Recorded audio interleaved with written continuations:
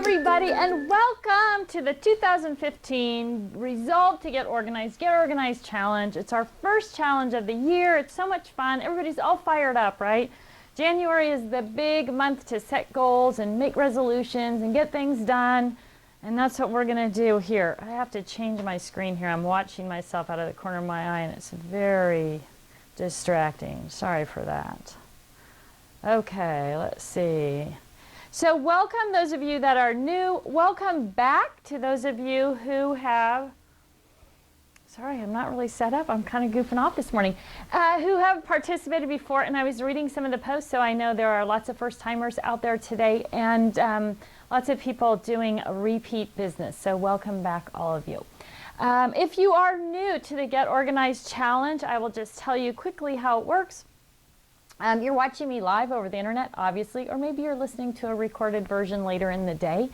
So if you missed anything today or you want to rewatch, then this recorded video gets posted on live stream and also posted on our website, so you can rewatch it as often as you want.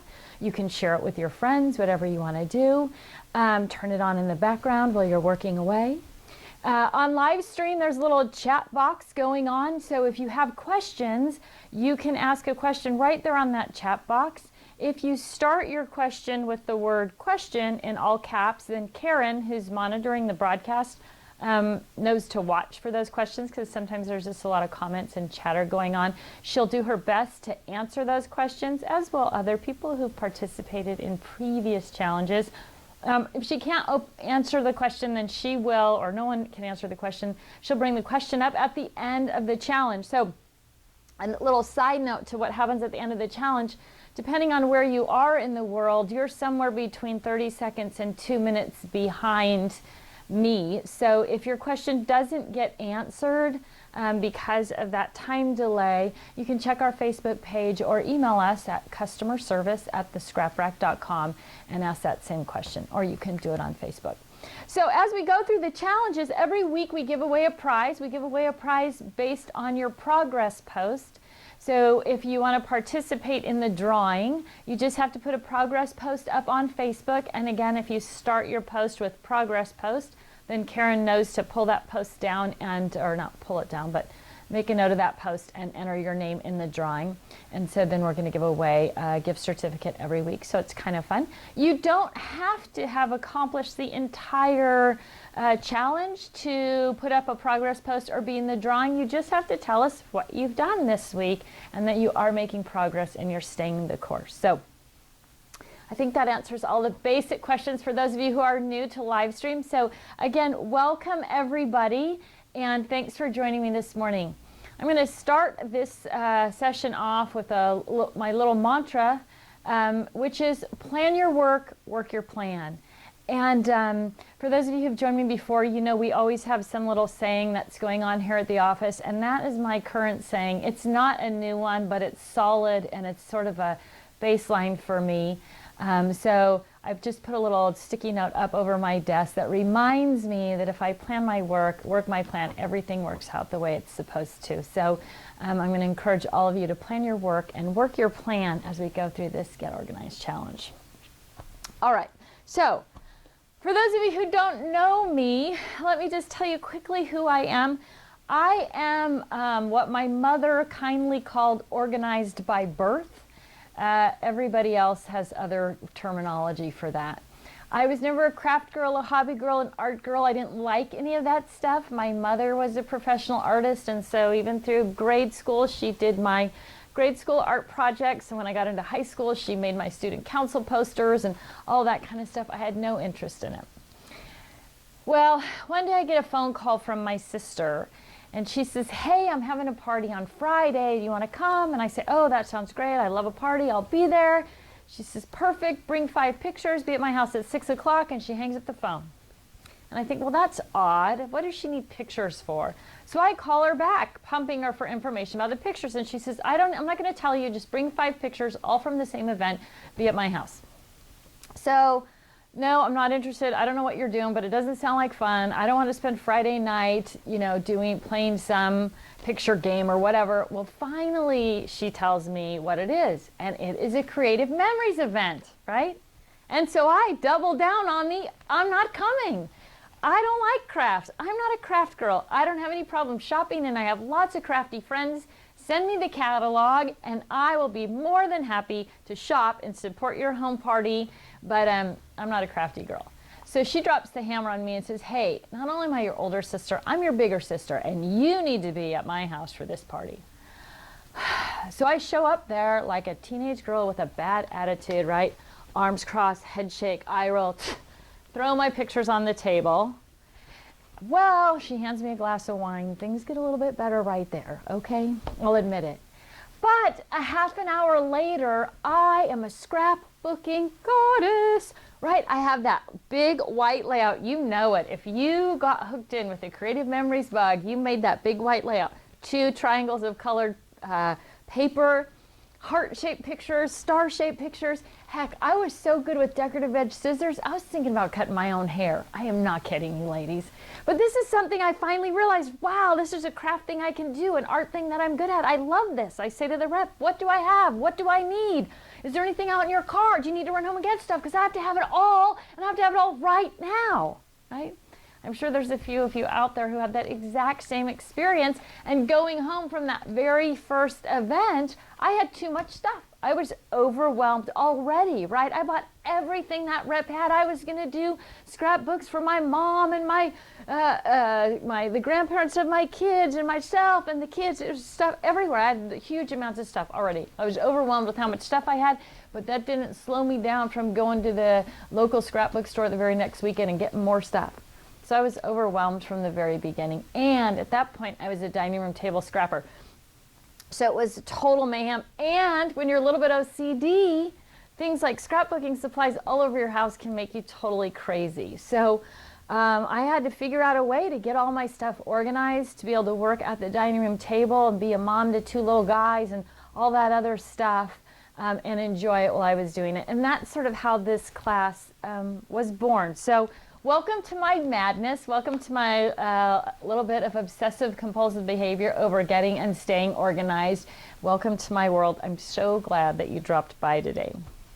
Okay, let's talk about, so this class is called Set Yourself Up for Success. And really building that foundation of what is going to make you successful through the next 7 classes of the Get Organized Challenge is really important. So don't try to shortcut this portion of it, right? It's really important that you are on board and that you have your plan, that you plan your work and work your plan. So one of the things that happens when we start something new is that we set these amazing goals, and especially in January, those things all kind of fall apart. The reason goals fall apart is that they're just too darn big. There's not any motivating instant gratification in there to keep you focused on your goals. When your life gets stressful, your willpower decreases, which means that you have a harder time focusing on accomplishing those goals. Setbacks happen for all of us, so you just have to have a plan to counteract those things and to be able to stay on track. You need some kind of rewards along the way, because if your goals don't have that, you're not going to survive that either. And you need to associate the end result with something very positive. So the vast majority of people watching today are women. There are a few guys out there as well, so welcome guys. But the really important thing is what makes you happy. What are you going to associate your end result with when we talk about getting and staying organized? So setting yourself up for success is going to require you to make your goals realistic and attainable. It's going to require you to break them down into smaller steps, which is what we've done here. You've got to write them down. You've got to hang them up. They have to be somewhere where you can actually see them. A couple of years ago, our little mantra around the office was, goals not put to paper are intentions that are like seeds without soil, right? There's nothing to anchor them down. So you've got to get those goals written down. If you can recruit a friend, it's always better to have somebody else working with you or that's holding you accountable, so that's going to make you even more successful. Going public is really important, telling people what your goals are and what you hope to accomplish, because as people ask you about those things, it motivates you to stay on track. Really important, getting the buy-in from your family or anybody else that might interrupt you or keep you from meeting those goals, and we'll talk about how to do that in just a minute. And then finally defining that big benefit, right? What is that end result that you can positively associate with that you're going to get to at the end? Because that ultimately, that good feeling of what's going to happen at the end is going to keep you focused and on track. So with crafting, as I've seen several of the posts up already this morning, with crafting, you also need to keep in mind that your craft supplies didn't get to the situation that they're in right now overnight, and you just need to take a deep breath and accept the fact that it might take you, whoops, sorry about that, that it might take you more than one challenge, more than one session to get through everything, and that's okay. And I'm sure you saw the posts on there too about people who've done this multiple times. So we do hope you'll come back and visit us again. So first thing I want you to do is figure out what your big benefit is going to be, right? There's all kinds of big benefits. There are things like I'll be able to spend small amounts of time actually crafting, right? When your room or your space is overwhelming, it takes so long to haul things out that the time that you have, you can't actually craft. You might be embarrassed about how your room or space actually looks. And so the big benefit might be feeling good about how that space looks, or wanting to invite your friends back into that space, or being able to invite your friends into that space to crop or stamp or whatever you like to do, make cards with you. Crafting is sort of the modern day quilting bee. We have all these events, crops and classes all over town that we can go to and enjoy time with our friends. And if it's difficult to get to those things, then we miss out on those opportunities. So whatever your big benefit is going to be, you need to define that big benefit first, right? And then you're going to make yourselves what we call our big benefits board, which for me, I did it on a 12 by 12 as a 12 by 12 layout. You can write your big benefit up on your dry erase board. You can scribble it down on a piece of scratch paper. It doesn't matter. The nice thing about doing kind of a scrapbooking or card making type layout is that you have something kind of to remember the experience that you had later. So this is my big benefits board when I first did this, and the biggest benefit was just being able to find my stuff. I wanted to be able to find things quickly and easily so I could spend small amounts of time crafting. So there are 8 challenges in the Get Organized Challenge, and so the next important thing is giving yourself those rewards along the way. So you can see I have 8 different rewards written down here, and as I go through the challenge, I have a little checkbox, and I can check off each one of those rewards as I complete the reward. Now you'll notice that my first 2 rewards aren't really so much rewards for me as they were for my boys, right? Getting that buy-in. I wanted to make sure that the kids were motivated to help me get this done and to let me get things done while I had set aside that time. So my first one was take London out for cribbage and coffee. So that's what he loves to do. The second one was have a pizza and ping pong party with Max, right? So my 2 boys. Now, London would keep Max out of my hair so he could get his reward, and Max would be entertained by London so he could get his reward. So really getting that buy-in was really helpful during the time that I was trying to complete those challenges. So there's just a couple of ideas about how to get your family on board. Now, your big benefits board and your 8 rewards doesn't have to be anything fancy. It doesn't have to be anything crazy at all, right? Some people put things on their rewards board like get a manicure, get a pedicure, spend a day at the beach with the dog. Whatever it is, you don't have to spend huge amounts of money. You just have to have something on that reward board that is motivating to you. For some people, there's a huge motivation in just feeling like, okay, I can turn off my phone and go to Starbucks and enjoy a cup of coffee and read the paper. Whatever it is, come up with 8 rewards. And you can go on the Facebook group. So for those of you who are new, we have an amazing Facebook group. There's a link to it on this page at the top where it says more event details. If you're not a member, you should sign up because everybody that's on there is either a current participant or past. So if you're looking for things like rewards, you can't think of 8 things for yourself. You can ask, what did you do? How did it work? And people are going to give you those great suggestions. One of the coolest reward boards that I saw was 8 envelopes. And the gal who did it had written her 8 rewards. and then she gave them to a girlfriend, and the girlfriend put them in envelopes and sealed them up and scrambled them up and labeled them 1 through 8. So she knew what she was going to get, like the 8 things, but she didn't know when she was going to get them. So I thought that was really kind of a fun way to do it. So like I said, doesn't have to be fancy. It could just be a list of 8 things in your big benefit. But there's a comment actually on today's post from a gal who hasn't done the big benefit in the past. And she's just sort of commenting, hey, I wish I would have done that. I'm going to do it this time. So don't shortcut yourself. Writing down those goals and giving yourself that focus is going to be the most important thing that you do going forward through this challenge in terms of keeping you focused. Okay, so at the end of this challenge, you should understand a few basic things, right? How the 4-section system works and where to get more information about it. Knowing what it means to gather everything together and how we're going to go about that gathering process through the all 8 challenges. Understand how to write your themes index. Start to get your brain around purging, and I know just that word gives some people a stomachache, so hopefully we're going to give you some easier ways to think about purging as we go through that. And then you need to start thinking about creating your organized only space, which is the area that you're going to start moving your supplies into as you get them organized. So let's talk about step number 1. What is the 4-section system? And the 4-section system is a way of categorizing and organizing all of your supplies that make sense to your brain. So what happens with organizing stuff? I would venture to guess that most of you have organized your stuff on more than one occasion, right?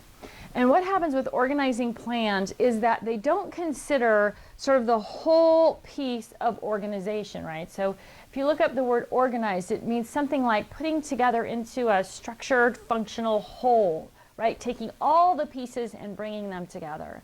Well, traditionally, when we organize crafting supplies, we think about each kind of thing separately. Ribbons are separate from stickers, are separate from paper, are separate from eyelets, are separate from glitter, right? But when you actually use your crafting supplies, you use all of those things together. Photos, memorabilia are included in scrapbooking. So when you create an organization system, it needs to include all of those things, right? So rather than searching for things by type, you're searching for things by patterns. So if you think about how your brain works with patterns, right? It builds repetition, builds memory, and memory builds habit. And so all these little things that we do every day, things as simple as backing out of the driveway in your car, right? You're at the point now that you can back out of the driveway in the car. If it wasn't a concern that you might run into somebody while you're backing up, you could do the act of backing up without even looking at it, right? You could turn out of the driveway and follow that whole thing. You could close your eyes and get it done probably perfectly because you have that pattern in your brain. Well, when you organize your scrapbooking supplies, you probably aren't using patterns, right? You're using containers of stuff and then trying to remember what's in all those containers, and it just doesn't work.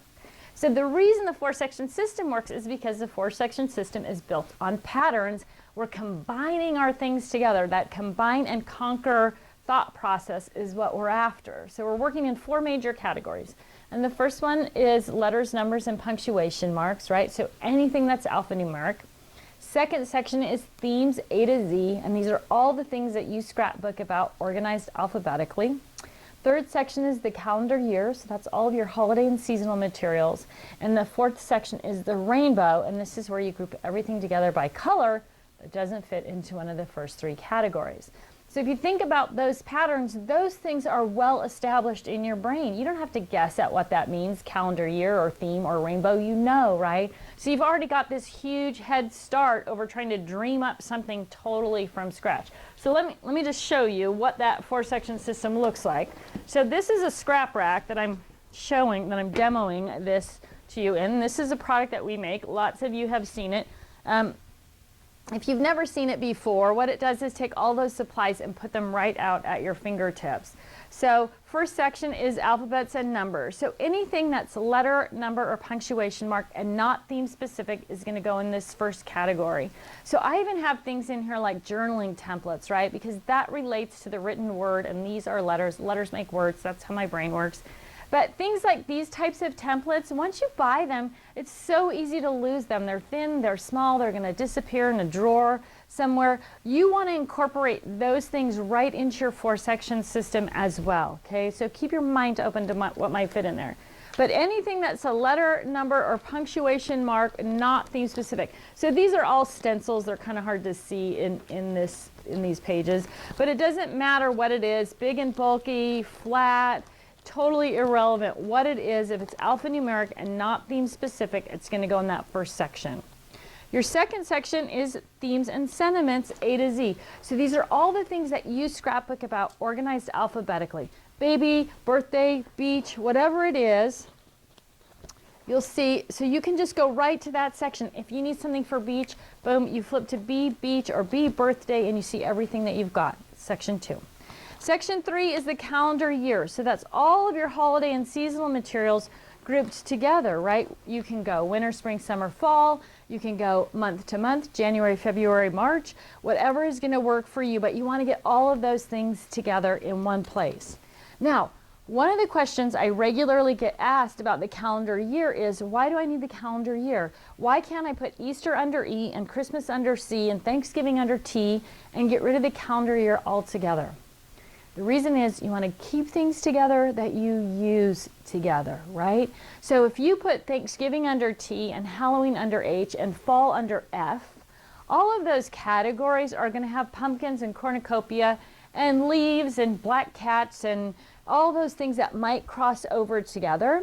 So things that you'd be using on your fall page could be used on Thanksgiving, could be used on Halloween. Well, if you split those 3 categories up, then you're requiring your brain to think about looking in 3 different places, right? And our goal is to combine and conquer, right? So if you put all of your holiday and seasonal materials together, all that fall stuff, whether you're doing a back to school page with fall leaves or a Halloween page or a Thanksgiving page, fall harvest page, whatever it is, you're going to find everything you need in that one section. So keep that calendar year, holiday and seasons as a separate section, and it's going to serve you especially well when we start talking about hauling our supplies to a crop class or event.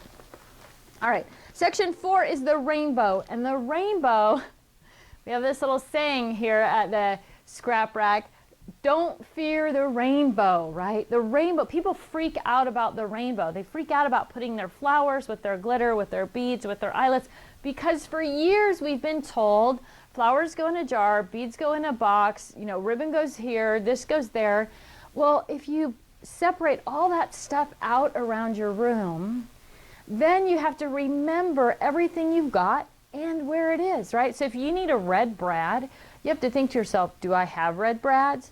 And if yourself says, yes, you do, then you have to say, okay, where are my red brads? And then if yourself answers, well, aisle 2 at Michael's is going to be way faster than finding them in your room, that's not what we're after, right? You're after finding them quick and easy. So if you have all your red brads in your red section, you can just flip to your red section and see that you have red brads or that you don't have red brads. And then if there's none in there, you don't have to waste your time digging and searching for things, right? So like I said, I'm demoing this in the scrap rack, but you can apply the 4-section system in a variety of different tools. So whether you're using giant Ziploc bags, and I'll kind of show you an example of that as we go through, or those 12 by 12 boxes, or another type of binder system. The important thing is keeping things together that you use together and finding tools that are going to work well to do that for you, right? So regardless of what it is, you're able to just flip to that section, flowers, bling, glitter, brads, whatever you've got, and you're able to find everything quickly and easily, right? So those 4 sections, alphabets and numbers is your first section, themes A to Z is your second section, and the calendar year is your third section, and then the rainbow is your last section, right? So you have a link. Ooh, one of the cool things about this particular handout, right? This one right here, mine's not in color. This is the one that you can download. If you just save a copy of it to your desktop, we've gone through and tried to live link everything. So there's a live link in your handout right off that PDF that you can just click on that will take you to the article about the 4-section system. And there's a video there about that as well. So as you go through your handout, you're going to find that different things in each section are live linked. So when I talk about a link, it's easy to just go to that page and click on that particular thing. So 4-section system. Really common other question that I get is about the alphabets and numbers section, the first section. People regularly ask me, how should I group that section? Should it be by color? No, it should be by size, right? Our goal is, remember, keep things together we use together. So if you're trying to spell out a word, 4th of July, the example I like to use, you are always working within a finite amount of space. It doesn't matter if it's a small space on a card or a 12 by 12 layout or a great big banner, whatever it is you're doing, you have a defined amount of space to spell out 4th of July, right? So if you group everything together by color, let's say you want to write 4th of July in red, and you have all your things together by red. So you go to red and you find the right size stickers in red that for to fit in that space, but you don't have all the stickers that you need to spell that out. So you think, well, maybe I'll use blue. You go to blue, not enough stickers in blue either. Then you think, well, maybe I'll combine red and blue. And as you're going back and forth or digging and searching to make sure you have those same size letters to spell that out, you think, well, I don't have this, maybe I can add white, right? So you're spending all this time looking through color groups of letters when if you would have had all those letters grouped together by size, and you need a 1-inch letter to spell out 4th of July, you could see, oh, here's all my 1-inch alphabets. Yes, I have red, blue, and white, or yes, I have enough in just red and blue. So grouping your alphabets together by size is sort of counterintuitive, but if you think about it in the rational way, letters always are going to fit in a finite amount of space. I need 1-inch letters or 4-inch letters, then it's going to work perfectly for you. So keep that in mind as you're organizing. I know it's really hard for some people too. You can try it both ways and see which one you find works out easier. I'm sure you'll find that putting things by size is going to make it much simpler, right? Especially for card makers, right? If you're making cards, you always have just a little bit of space, right? So the size of those letters is really important. All right, one category that's not in the 4-section system is miscellaneous. There is no miscellaneous, right? Miscellaneous is the opposite of organization, right? So you're not allowed, I don't have a lot of rules, but one rule is there is no miscellaneous, okay?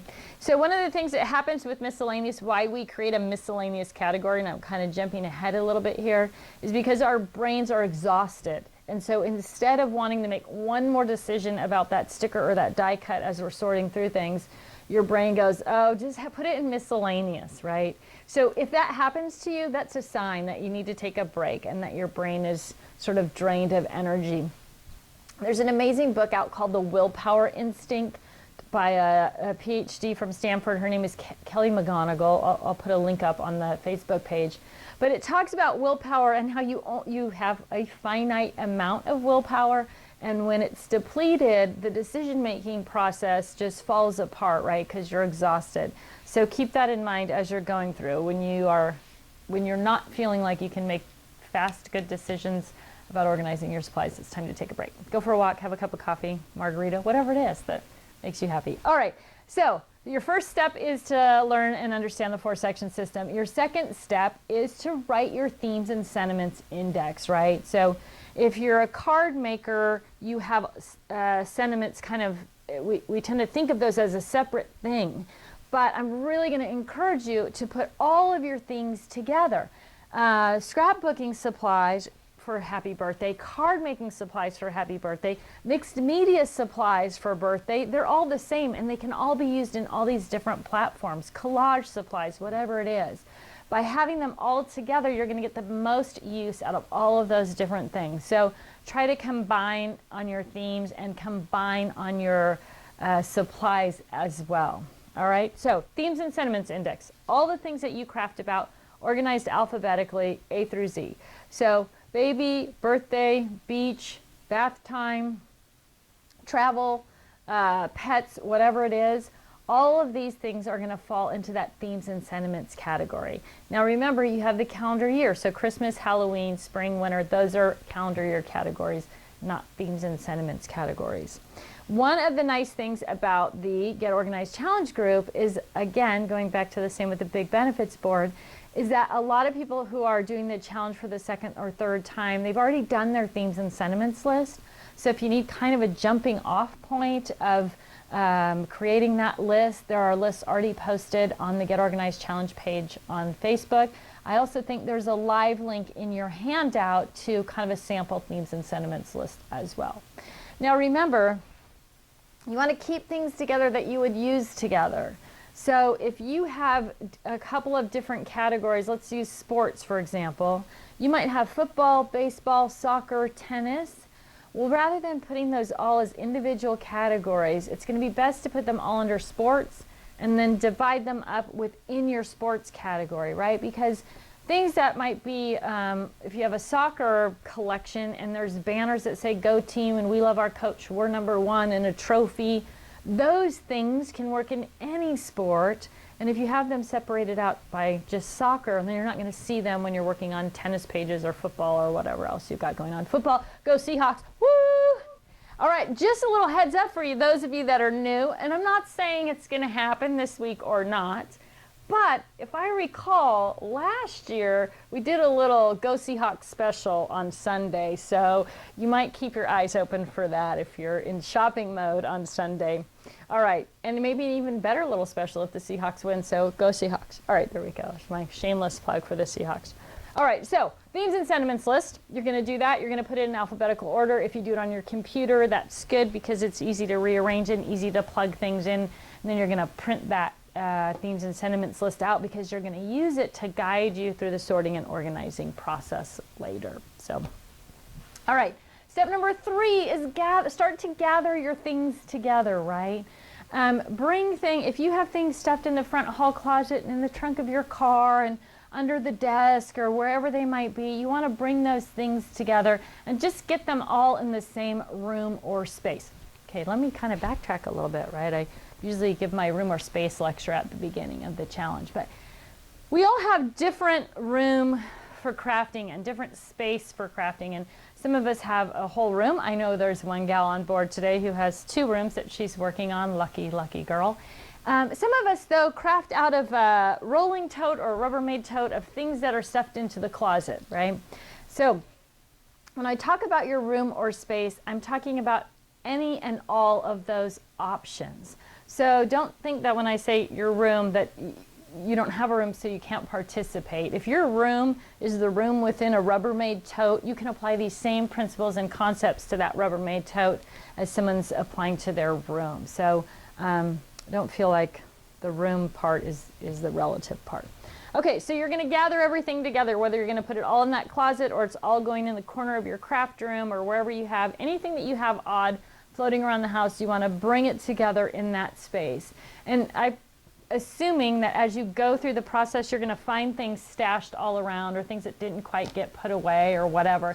That's okay. It's not a huge mission, but if you start to gather everything into one room or space, then as you start to make progress on things, it's really evident and it feels really good, which is one of the important things about setting goals and being able to check things off. So I'm going to encourage you to set goals every day about what you're going to get done, right? Maybe it's just 5 minutes, right?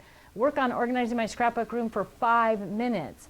Something amazing happens in your brain when you get to check off something on your to-do list. You know it, or cross it off, whatever you like to do, right? I keep old to-do lists. I keep my to-do lists in a notebook. And so they're like a, what are those books? Composition book that you can't rip the pages out, right? And then I cross everything off as it gets done, or I exit out. And I keep those old books, and it's so goofy, I know. But when I feel like I'm not getting anything done, I'll pull out one of those old books and just flip through it and look at page after page after page of things that have been crossed off. And I just go, I might not be getting anything done today, but in general, I can get things done. So it's really helpful. It's a goofy thing. It's all about your brain and keeping you focused on those goals and feeling good about what you're doing. So step 3, start gathering those things together. Make that list so you can check things off as you go along. Step number 4, prepare to purge.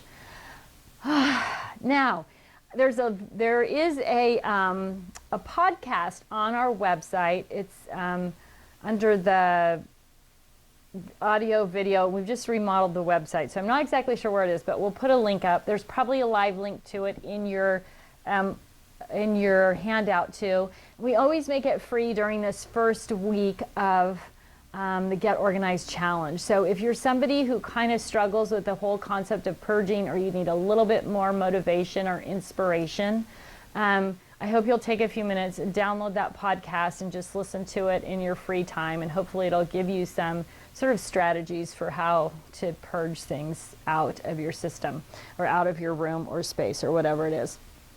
There are a few simple tricks to purging. One of them is that you need to be prepared to purge. You need to have a purge box, right? So I have this little purge box right here. It's just a paper storage box, nothing fancy, but it's thin and narrow and it fits right under my desk. So as I'm working on things, when I come across something I'm never going to use, it just can go right into that purge box. When I get it full, I'm going to bag it up and give it to the art teacher at the elementary school where my kids went to school, and they love it. They love getting all that stuff. So set yourself up. You need to find a purge box. You need to, if it's hard for you to get rid of things, you need to be able to designate where those things are going to go. It makes it so much easier when you can connect emotionally, the same way that your big benefit, if it's emotional and it feels good, it's easier to stay on track. Same thing with purge, right? So Ronald McDonald House or your local children's hospital, the school where your kids go to school, a nursing home, there are lots and lots of places you can look on the internet for people who accept crafting supplies as donations. Find something that you're connected with, and it makes it easy as you're going through things to be like, oh, the kids at Ronald McDonald House would love this. I'm never going to use it. If you've been crafting for more than 3 or 4 years, I know, and you know, that you have things in your craft supplies that were super cute when you bought them, and now they're really ugly, right? Styles change, trends change, what we're doing changes. So you need to get comfortable with getting rid of things that you're not going to use, and having a place to give them away where you're going to feel good about it is going to make it so much easier. So you need to set a purge goal also this week as part of preparing to purge. And the purge goal can be however you want to set that goal. I've had people set it by just straight amounts, like I'm going to purge this entire 12 by 12 by 6 box. I'm going to purge an inch for every year I've been crafting. I'm going to purge a pound for every year I've been crafting. Whatever your goal is, but you do need to set a purge goal, and you need to write it down because, as I mentioned before, goals not put to paper are intentions that are seeds without soil. So write that purge goal down. Write down where you're going to take your purge stuff, if that is helpful to you as well. So rule number 2. So rule number 1 is there is no miscellaneous, and rule number 2 is once it goes into the purge box, it doesn't come out. Sue's behind the camera shaking her head. Nope, doesn't come out. So that's really important, right? Once it goes in there, just leave it in there, right? I'm certain, especially for those of you that have been crafting more than a few years, that you have so many craft supplies that even if you got to craft a little bit every day, you'd never use them all up. So love it or lose it is my philosophy with purge. So throw it in that purge box when you're done with it. And then finally, the purge box will become a permanent addition to your craft area, right? So you might be starting off with a big purge box, especially if this is your first time through the challenge, that you're going to fill up. But after you've gone through the challenge, just make sure you make it easy to keep your supplies cleaned out by giving yourself, like I use just a paper storage box because it's thin, narrow, it holds a 12 by 12 sheet of paper, and you can purge right into that as you're working on whatever thing that you're that you're working your way through. So now, a lot of the things that we're going to talk about, a lot of the ideas and concepts that we're going to talk about over the next few weeks are things that you can apply to other rooms, other spaces in your house, right? 90% of organization is in your head, and once you start to develop those patterns, you can just spew them over into other areas of your home. I should apologize now to your husbands and children who you're going to be like repeating these things as you walk through the house. Purge, purge, purge, whatever it is. So purge box, is a Goodwill box in your home, right? If you don't have a Goodwill box in your home right now, then you probably have bags of stuff that should be headed to Goodwill, but you haven't made it easy on yourself to get them there. So get a Goodwill box. Also, put it in your front hall closet or in the laundry room. So if you have growing kids, the laundry room is a great place for a purge box or a purge bag, right? Things come out of the dryer that are too small, or they're, you know, your kids, you don't want your kids to wear them anymore, or whatever it is, and you think, oh, this would be great for Goodwill, but it just ends up going back in their drawer because you're not ready. So get your Goodwill basket or Goodwill box somewhere where you can use it too. So there's this episode's spillover. All right, step 5 this week is tools, storage tools and space, right? So look around at the things that you have and the things that you need in terms of organizing your supplies. You want your storage tools to be visible, accessible, portable if you like to go to crops, classes, events, and expandable, right? You're probably going to buy a few more things as you go through your crafting life. So you need those tools that you're using to meet that criteria. So if you can see it, you can use it, right? That's step number 1. If you take your things and you put them into, I'll give you an example. There used to be this little eyelet storage system out there, which were these little round cans with clear plastic or glass lids, and there was 12 of them in a layer, and then there was a second layer of 12 more and a third layer of 12 more. So 36 of these little cans, 3 layers deep, inside another can with a clear glass lid. Super cute. Not debating the cuteness of it at all, right? This was marketed to us as a way to store your eyelets, and it was really cute, and it was really cool, and we thought that's going to be so perfect. But it's not a good tool because you have to take the lid off the big can, and then you have to remove layer 1, layer 2, layer 3 to get to layer 4 to pull out those blue brads that you need, put everything back, and then when you decide not to use the blue brads, you have to go through the whole process to put them away. It's not visible. Well, the top layer is visible, I guess. It's definitely not accessible. It is portable to a degree, but now you have this big can with all those eyelets in it, so you've taken up a ton of space when you might only be using 1 can of eyelets if you're going to crop or class or event. It's not expandable. You have to add another box or some other type of container. There's nothing simple about it. It's cute, and that's all. So keep that in mind as you're looking at those organization products that you have or that you want. Is it visible? Is it accessible? Can I get to those things quickly and easily? Can I take things out and put them away simply, right? Is it portable if I like to go to events? And is it expandable in case I buy a few more things? So those are sort of keys to what you're storing. Now, in terms of space, and I get questions about organizing your crafting space all the time. One of the things that's really important, I think, about crafting is the ease of access to whatever you've got, right? So a great big room is not necessarily the best option. In fact, if you think about creating your craft space around you, ideally a 7 by 7 square, 9 by 9 square. So I think I have right here 7 by 7, right? Anything that I want to put my hands on while I'm working is right here. I can just spin my chair, pull out my cart, whatever I need, I'm just going to be able to grab it. Whether it's a paper trimmer, the Xyron machine, the Grand Caliber, it's all at my fingertips, right? Now, I will admit, I will confess that I'm not a got-a-lot, right? I keep things pretty simple. I'm really good at purging. But so regardless of how many layers of shelf you have or whether you have 2 or 3 around you, think about your space in that way. How can I make my space so that when I'm sitting in one place trying to get to something, I don't have to get up and walk across the room. I can see it, it's visible, it's accessible. And also keep in mind how you like to craft. Do you like to craft by yourself? Because then your space needs to be arranged differently. It needs to be unwelcoming because you don't necessarily want people coming in and disturbing you. That's your private time, right? And that's okay. I don't want you to feel guilty. Sometimes as women, especially, I don't know about you guys out there, but as women, we feel guilty when we sort of want to have our own time and do our own thing and be uninterrupted, right? So Set yourself up if that's what you like to do with crafting so that your space isn't as warm and welcoming to other people.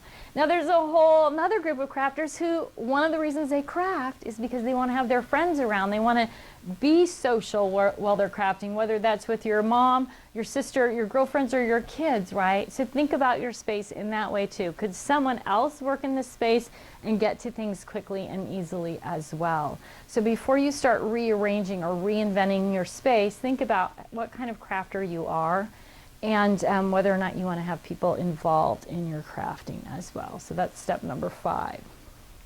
All right, so that brings us to the challenge assignment for this week, okay? So your first challenge is to create your big benefits board and give yourself 8 rewards within that big benefits board that you can thoroughly enjoy as you accomplish each one of the challenges. Now, we don't want to make our goals overwhelming. If you have been collecting scrapbooking paper for 15 years and you have 300 feet of scrapbooking paper, don't make that in your head the only way you're going to get that reward is to do it all, right? If you can just do the 8 or 10 inches that we asked you to do in the challenge, you deserve your reward, right? So don't overwhelm yourself. The goal is not to make the rewards out of reach. The goal is to get those rewards and enjoy those rewards. So that's number 1.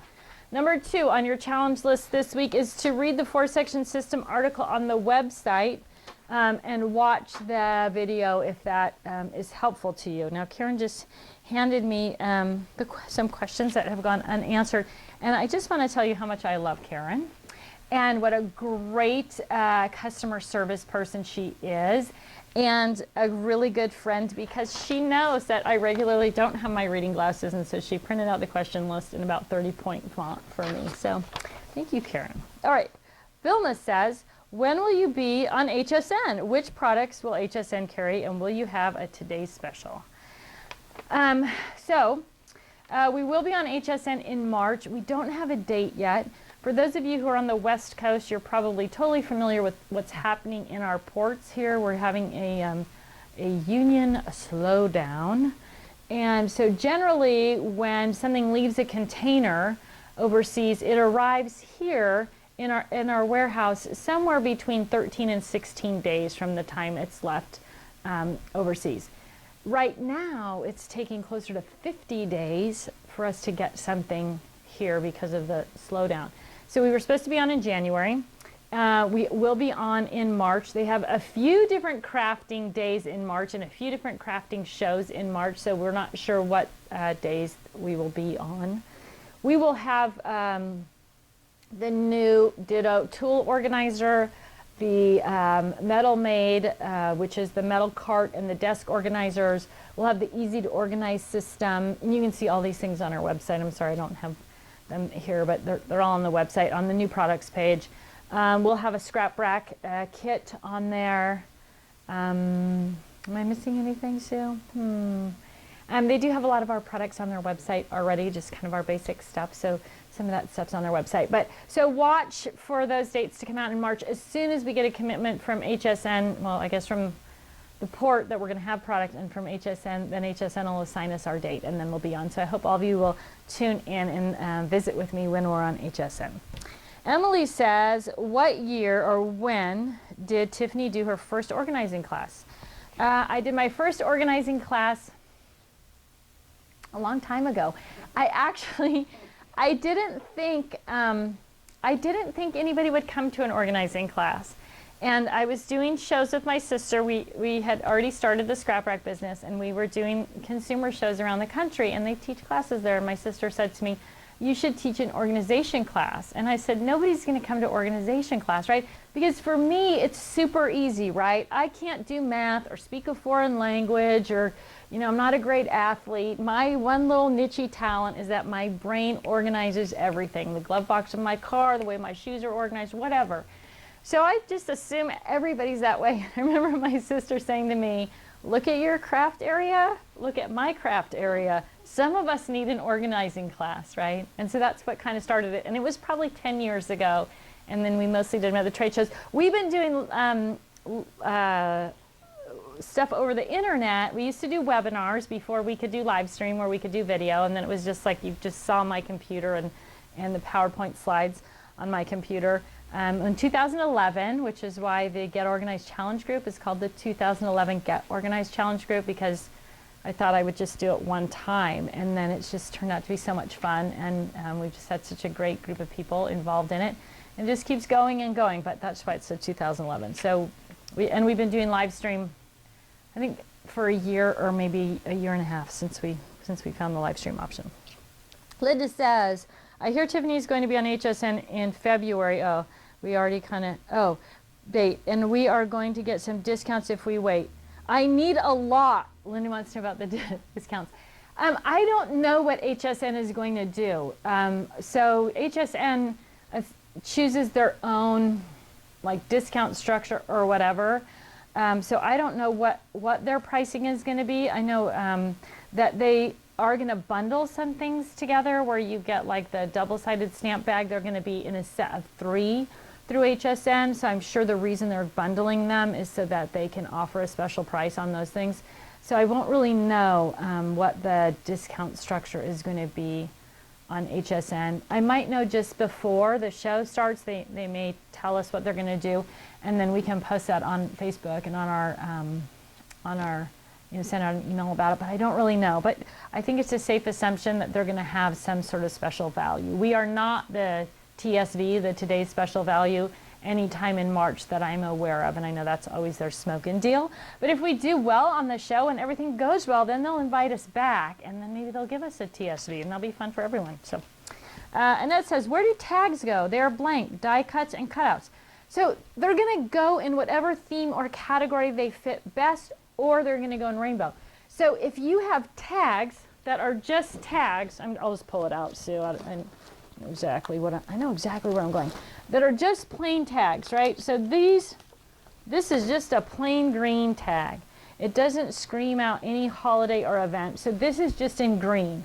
Okay, so when I'm looking for something green to embellish a page, maybe I even thought, oh, I'm going to use a green flower. And when I get to my green section, I see that I have this tag. I would have totally forgot about it, not even considered using it. But now that I see it in there, I go, oh, that green flower that I was thinking of, that's going to be perfect on this tag. I'm going to end up using more stuff because it's easy. So if it's just a solid color and a plain shape, it's going to go right into that rainbow section.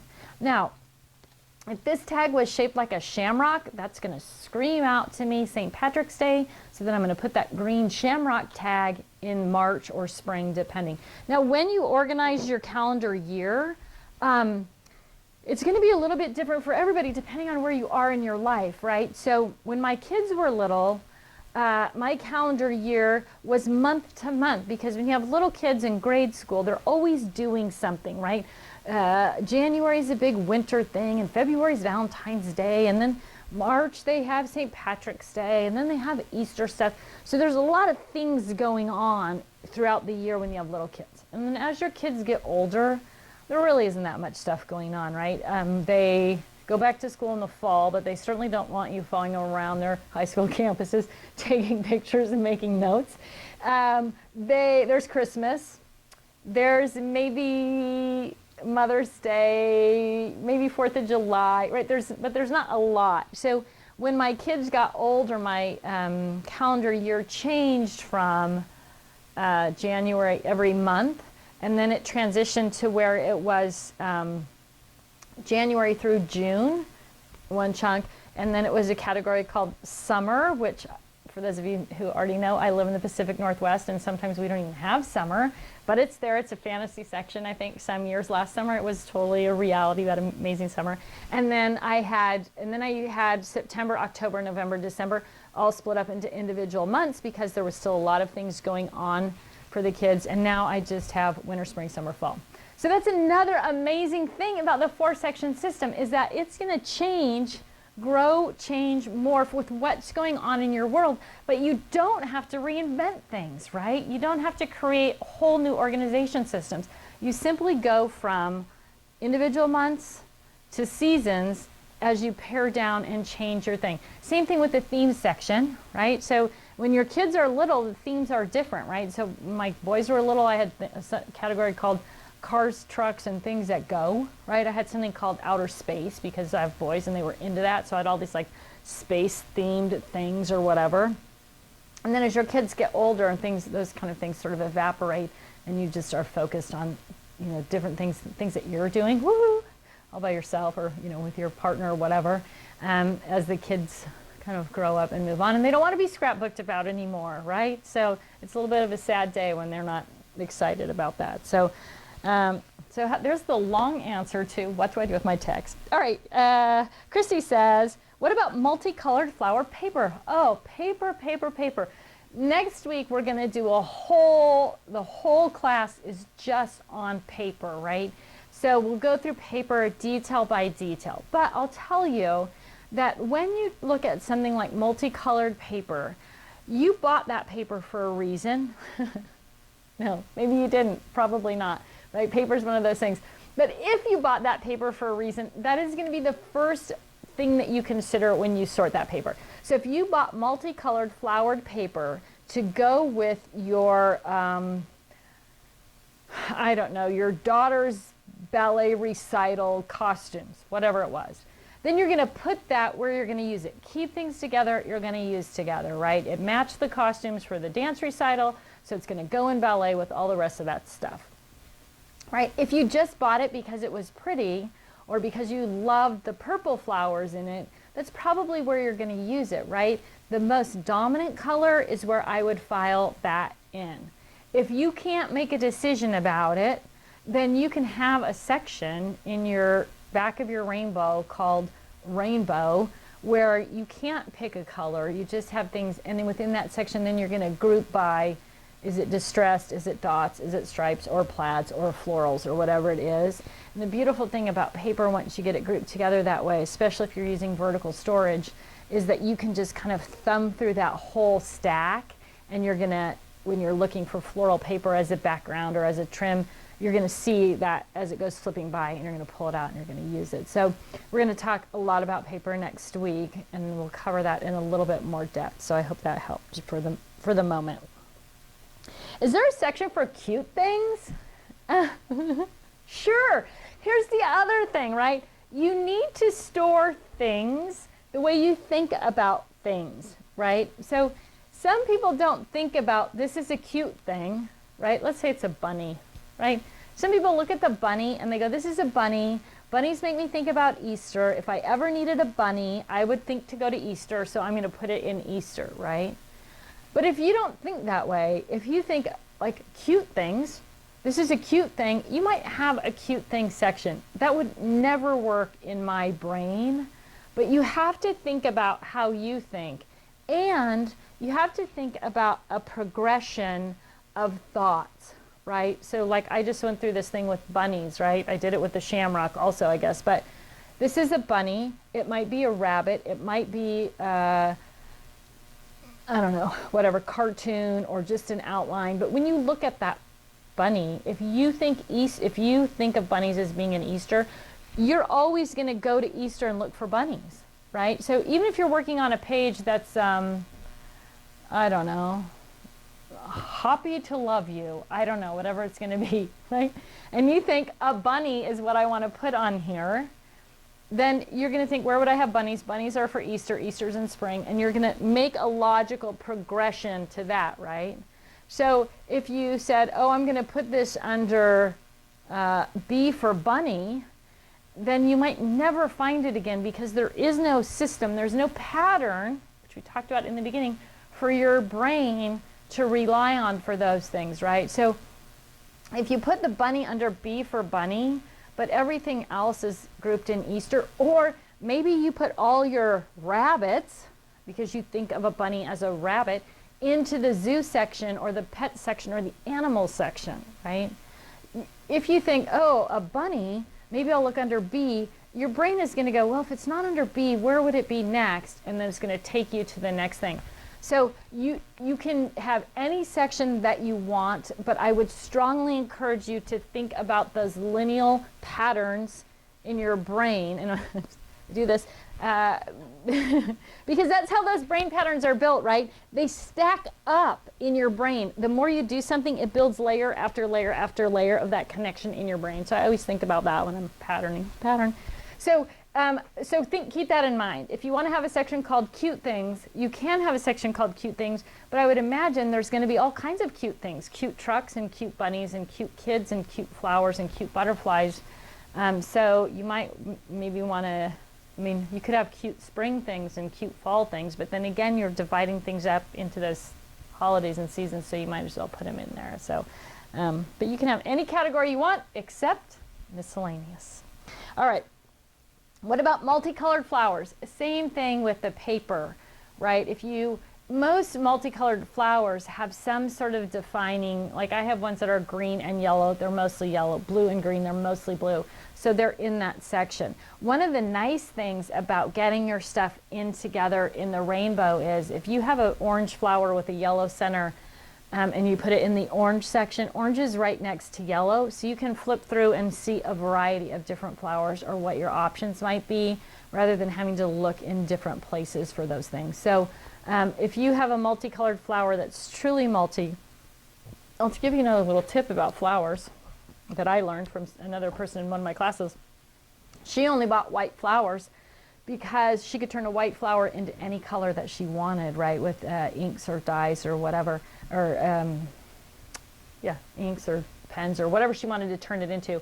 She could change that color. So she only had white flowers, and I thought that was really smart, but I have a lot of flowers that aren't white anyway. So anyway, there's a little tip for you.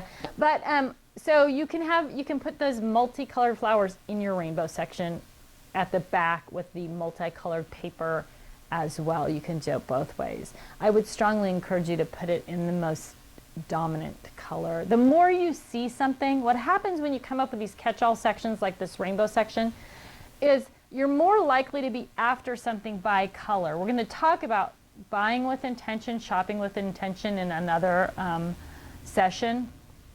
And once you change the way you think about shopping, then you'll know exactly where you're going to store that thing when you buy it. But once you come up with these big catch-all categories, they're kind of a dumping ground, right? You have to always go there and look just in case. And so it's better to put them into categories. I also want you to all keep in mind, I don't know if this is true for all of you, I guess that's a huge statement, but most of you have enough craft supplies that if you think you want to add a yellow flower, if you go to yellow, you're going to find what you need, right? Even if it's a yellow, pink, and green multicolored flower that's in yellow. So try not to overthink it. That's the other thing that happens when we organize that causes that frustration. So make it simple, but if you need a rainbow category at the back of rainbow or mixed color category, you can absolutely do that. Question, what kind of chair is Tiffany using and how comfortable is it for long periods of time? I did not choose my chair for comfort. I chose my chair because it's turquoise blue. And I love turquoise and pink and lime, and I got it at Office Depot. It was not expensive. It is not particularly comfortable. It's okay. It's an okay chair. It raises and lowers, and I can kind of rock a little bit, and I can spin. But I chose it.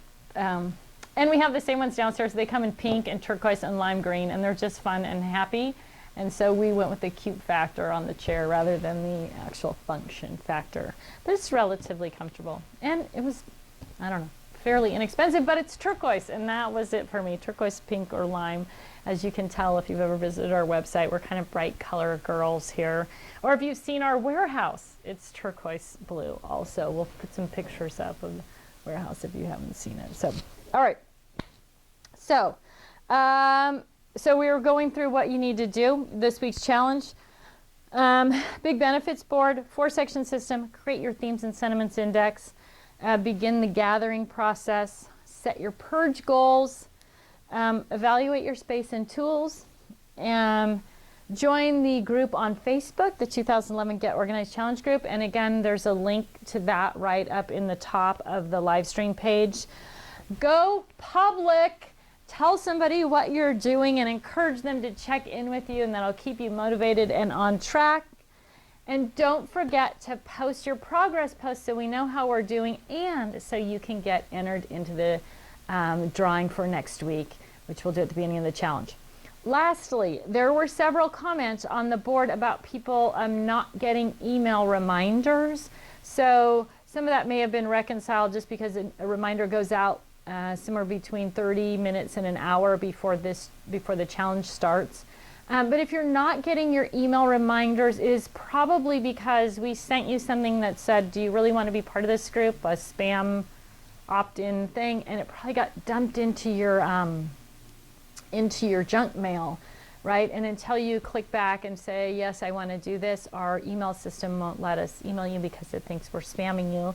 So easy way to reconcile that is to go back to the website and join again, the email list again right now. And then you can watch for that autoresponder to say, yes, I'm in. You won't get 2 emails. It only allows your email address to be present one time in there. So if you're not getting the email reminders, it's most likely that the confirmation is in your junk mail, or all the email reminders are going to your junk mail, right? Depending on your filter settings. So you can always get updates on the Facebook page. You can click follow me on Livestream and you'll get an email from Livestream also. Just before the event starts or whatever. So there's those options too. If you can't figure out why you're not getting emails from us, you can call. We're one of those few companies that still answers their phone. You'll get to talk to the lovely Karen, and she will walk you through the process of how to fix your email. Or she will fix it for you also. So, all right, gang, you have your first challenge this week. Don't shortcut the big benefits board. Don't shortcut making those goals and giving yourself those rewards. Have a great time. Check in with the 2011 Get Organized Challenge group on Facebook if you have questions, and you can always call or email us as well. So thanks so much for spending your Tuesday morning or afternoon with me, and I look forward to reading your progress posts. I'll see you next week.